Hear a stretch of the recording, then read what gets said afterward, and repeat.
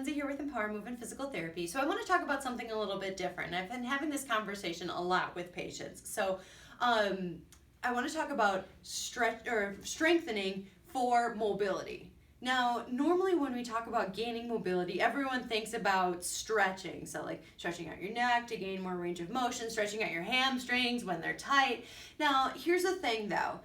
Sometimes you have limited mobility or muscle tightness, not because the muscle is actually shortened, but sometimes it's because the muscle is weak and you're placing too many demands on the muscle. Like let's say you've recently increased the amount of mileage you're doing when you're running.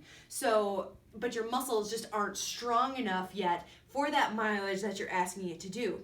When that happens, our muscles will tighten up and clamp down so that we stop doing what we're doing. It limits our range of motion and then it affects our performance. So usually, you're like, oh man, my muscles are tight. I just want to stretch these out and I'll feel better. And you stretch and stretch and stretch and nothing happens. Well, this may be because, again, you just don't have the strength to do what you want them to do. So something to consider is actually strengthening the muscles that are tight rather than stretching them. Now, I'm not saying that you don't need to stretch or that stretching is bad, but sometimes it's not a matter of muscle length, it's a matter of making sure that your muscles are stronger. So if you're one of those people that you've just been stretching like crazy and nothing is happening, maybe consider that those muscles are weak and maybe spend some time at the gym working on strengthening those muscles, or give us a holler and we'd be happy to give you some suggestions for exercises that you can do that incorporate that mobility and lengthening along with the stabilization and strengthening.